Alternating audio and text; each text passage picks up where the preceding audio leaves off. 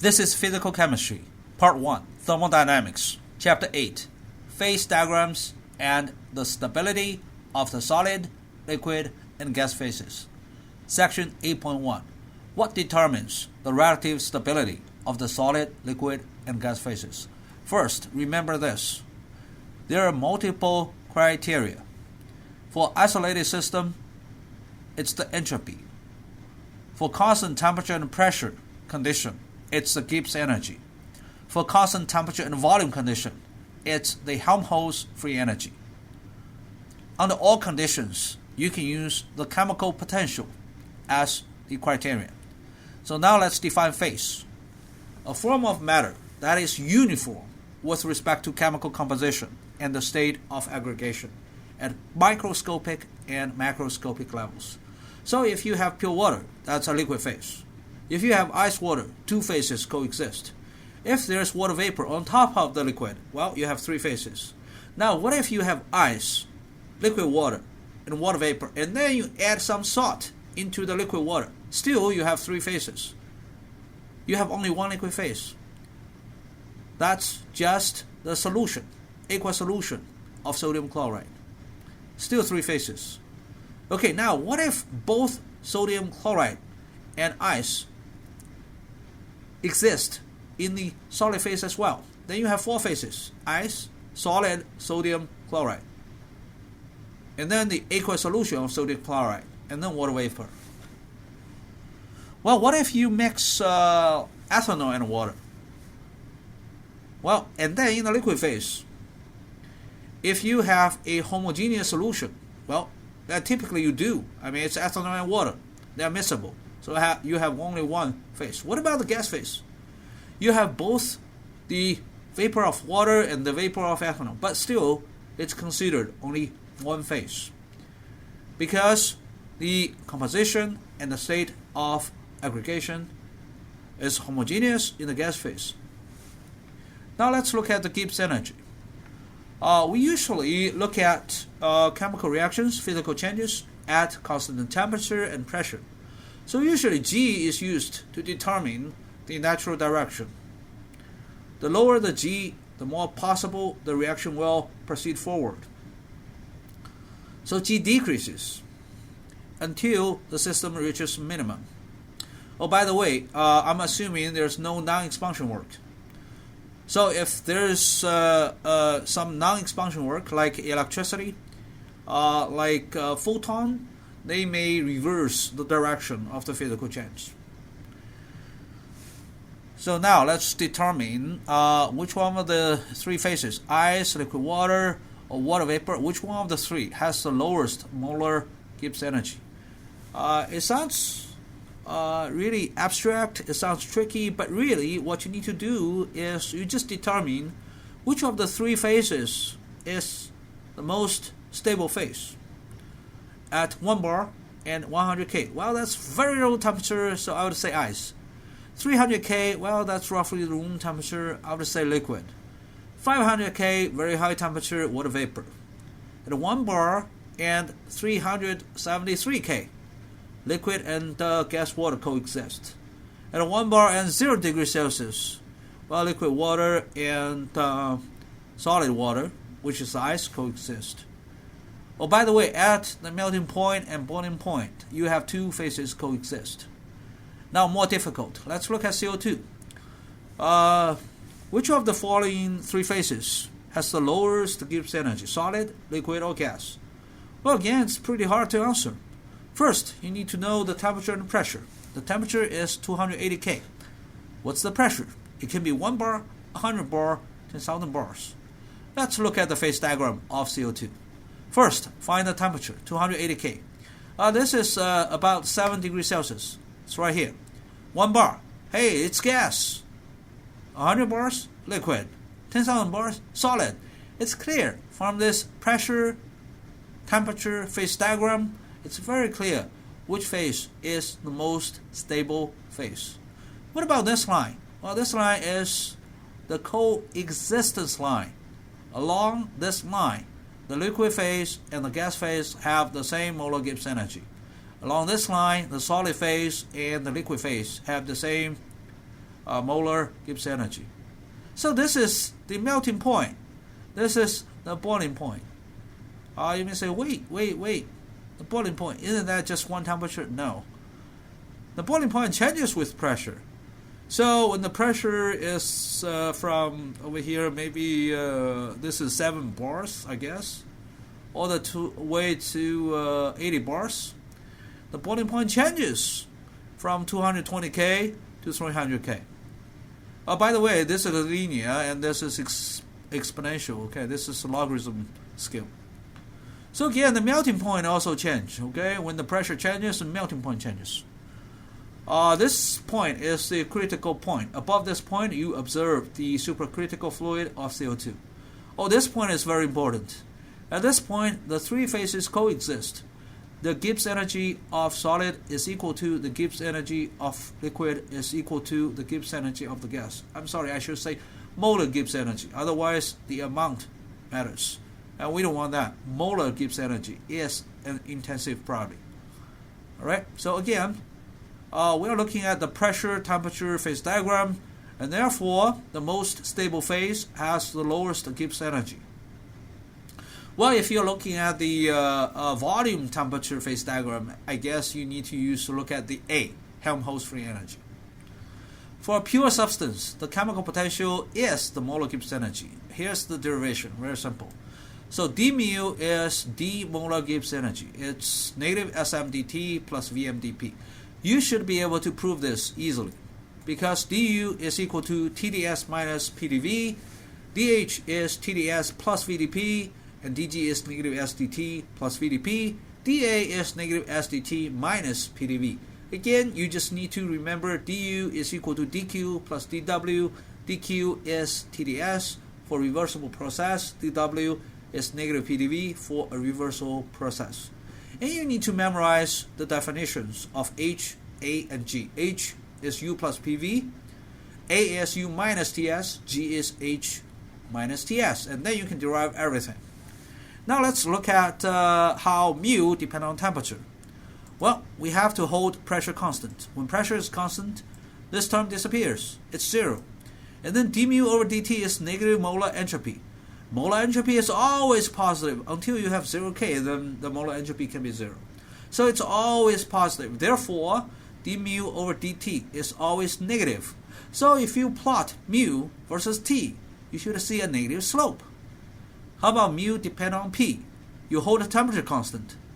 When temperature is a constant, dt is 0, d mu over dp is molar volume. Hey, molar volume is always positive. Therefore, if you plot d mu over dp, the slope is always positive. As pressure increases, the chemical potential should increase, as long as you are holding temperature constant. So now let's look at how the chemical potential depends on temperature. Again, there's a negative dependence over here. And also you want to know the molar entropy of a gas is greater than that of a liquid. The molar entropy of a liquid is higher than the molar entropy of the solid. Again, you just compare the disorder. More disorder than liquid. Liquid is more disorder than solid. Now let's look at the mu-T diagram. It's a huge diagram. We have chemical potential here. We have temperature here. You have 3 lines. Okay, don't worry about the solution yet. So you have solid line, which is black. And we have this purple liquid line. We have this red line, which is gas. Okay, first, let's look at the temperature. At low temperature, the solid is the most stable phase. So the solid line is lower than the imaginary liquid line or the imaginary gas line. Okay, you can extend the gas line here. It's very high. Why they are the dashed lines? Because at low temperature anyway, solid is the most stable phase. Okay, and then if we increase the temperature, the chemical potential of the solid keeps decreasing. At this point, it crosses the liquid line. This is a melting point. Solid and liquid coexist. And then we keep increasing the temperature. Both the mu of solid and the mu of liquid decrease. Okay, but the liquid line decreases faster because the liquid has a larger molar entropy, so it decreases faster. Solid decreases slower, And then, well, the liquid is the most stable phase until here. It crosses the gas line. We're looking at the boiling point at which the liquid and gas coexist. And then after this temperature, when we have a higher temperature, the gas line has the lowest chemical potential, so it keeps dropping. Look at the liquid line. The liquid line also drops, but again, the molar entropy of the gas is greater than the molar entropy of the liquid. So therefore, look at the decrease of the chemical potential of liquid, and look at this chemical potential of gas. All right. So in this region, high temperature region, gas is the most stable phase. All right. So just quickly, this light blue line, this solution, it just tells you if you dissolve a solute in this liquid, it becomes a solution. It actually increases the disorder of this liquid. When the disorder is increased, entropy is increased, and the chemical potential slightly drops. And that will actually lower the melting point significantly. Look at this chemical potential line of the pure liquid, and then this is the solution.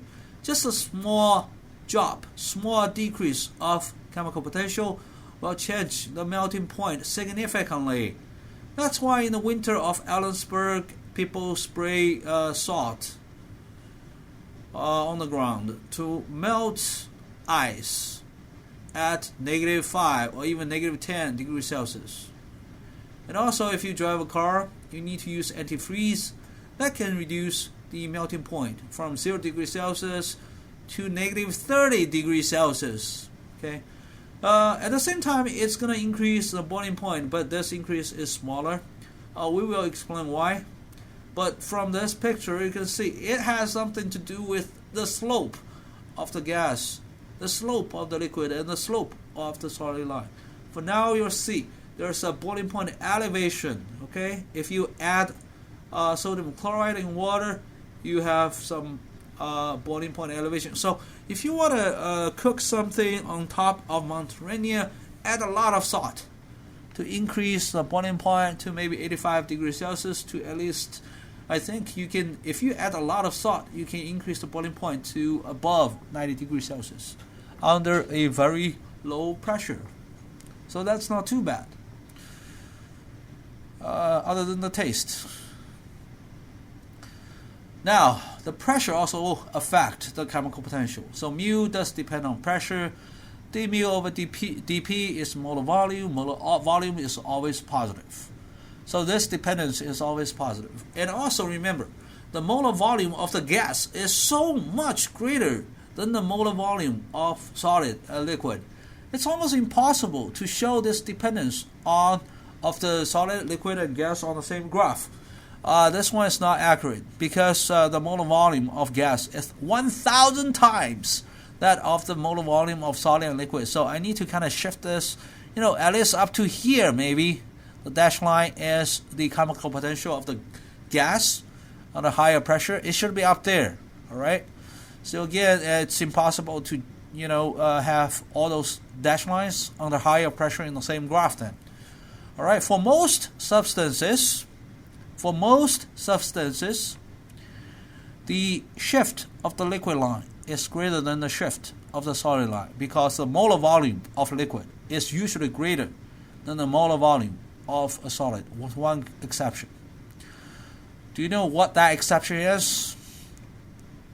Water and ice. The molar volume of ice is greater than the molar volume of liquid water. I think the molar volume of liquid water is 18 milliliter per mole. The molar volume of ice, I don't remember, maybe 19.5. Anyway, it's greater than 18. So for water, you have to use this mu-t diagram. You can see the shift of the solid line is greater than the shift of the liquid line. Okay? I forgot to mention, but you probably have figured it out. The solid line is at the lower pressure. The dashed line, higher pressure. When you have a higher pressure, all chemical potentials are shifted up. The gas line is shifted up more dramatically than the liquid line, than the solid line. However, for water, well, if you compare solid and liquid, a little bit different. Now let's look at the melting point and boiling point. How does the pressure affect the melting point and boiling point? For most substances, if you increase the pressure, again, this gas line shifted up a lot. So you can see now the new gas line crosses the new liquid line at a higher boiling point. Similarly, the new liquid line crosses the new solid line at a higher melting point. That's for most substances. For ice and water, it's a different story. You can try this at home. Make sure you have some ice at -1 degree Celsius, okay, not too low temperature, and you step on it, you use some push pin to exert a huge pressure to it, you can melt the ice. Well, another simple example is you just have maybe a thin thread on top of a piece of ice and put some weight on the thread, and that thread can cut through the ice slowly because the pressure is, as long as the pressure is high enough to melt the ice at -1 degree Celsius. Well, and then the ice will keep melting, and then the thread will cut into the ice. All right, I can show you a video sometime later. Now let's look at this again. When the pressure goes up, the gas line is going up dramatically. The liquid line also goes up. The solid line also goes up. But this is for water. So water, if you look at this dependence, this is the molar volume. Again, the molar volume of ice is greater than the molar volume of liquid water. Therefore, you have a lower melting point. You can melt ice at -1 degree Celsius. Another phenomenon you may have observed if you drive a car on top of snow or small ices, you can melt it. All right, so again, just a summary here. Typically you observe freezing point elevation when you exert a very high pressure to most substances, but for ice it's a different story. All right. How do we memorize this? Well, here's the trick. If you exert a huge pressure to something, remember this. You just need to kind of imagine you are compressing something with larger molar volume to something with smaller volume. So you can compress gas into liquid. You can compress liquid to solid. Again, with one exception, you compress solid water to solid liquid water. So that's the only exception. Now somehow we can manipulate the relative stability of a pure substance by changing the pressure. So somehow if we have really low pressure, okay, this one is really low pressure. Let me show you this picture again. If you drop the pressure significantly, the three chemical potentials will drop as well. But the solid and liquid line undergo small changes. The gas line actually will shift down significantly. So let's imagine this line become here. All right, so this line shift to here. What's going on here? So right now this line is crossing the liquid line, crossing the liquid line, crossing the liquid line. But if this, let us say this is brown. This is brown gas line. If the brown line goes here, now the brown line crosses the solid line before crossing the liquid line. Then you observe sublimation. So that's what is happening here. So this brown line previously is here, okay? But if you lower the pressure, it drops to here. What about the solid line and liquid line? Okay, they should all shift it down, but just a little bit. So really it's the gas line being affected. All right, so if you affect gas line, you drop it to here. Now you have the solid line crosses the gas line before encountering the liquid line. So look at this. Solid, solid, solid, solid. Over here, sublimation. Solid and gas coexist. And then at higher temperature, gas, gas, gas, gas, gas. You won't observe the liquid at all. So it's possible to just observe the sublimation of ice. Well, just open your freezer. Take a look at the ice and the water vapor. Do you see any liquid? No. Well, but then you may wonder, hey, in the freezer, the pressure is 1 bar, isn't it? It's not low pressure. But I want to tell you this. in the freezer, yes, the pressure is 1 bar. But the water vapor pressure is only 0.0 something bars. It's very small. Oxygen, nitrogen, they have zero effect on the water vapor. Nitrogen, oxygen, they have very, very, very tiny effect on the chemical potential of the solid. So if you open the freezer, you have to imagine the pressure of the water vapor is very, very low. It's much lower than 1 bar water vapor pressure. If you have 1 bar water vapor pressure, you're not going to observe sublimation. Okay, it's impossible to observe sublimation. All right, let's get back to here. Now let's shift this brown gas line a little bit up to here, exactly here. Then you are looking at the triple point. The solid line, liquid line, and gas line cross at the same point, at the same temperature, the same pressure. Again, we're talking about pure substance. So when I'm talking about pressure, over here, let's say this is the triple point of water. I'm talking about just pure water in the system, pure ice, pure liquid water. Even in the gas phase, there's no air. It's just pure water vapor. And then you have this triple point, okay, right here. I forgot what's the triple point of water. I think it's 0.01 degrees Celsius and perhaps 0.006 bars. That's very low pressure. That's 600 pascals. So really, again, you have only water in the system. You have ice, liquid water, and 600 pascals of water vapor, or 0.006 bars of water vapor. All right, and then when you have this triple point, and then you introduce, some air, oxygen, nitrogen, that's fine. You can still observe the triple point of water because oxygen and nitrogen, however, their pressures are, they do not really affect the triple point. Well, that's actually why in the winter of Ellensburg, if you go to a river, you see ice, you see liquid water, and, well, the pressure is still roughly 1 bar because there's oxygen, there's nitrogen. But if you measure the water vapor pressure, I'm pretty sure it's 0.006 or around that. Oh, and I'm assuming the river water is pure, but it's not really pure. All right, this is section 1.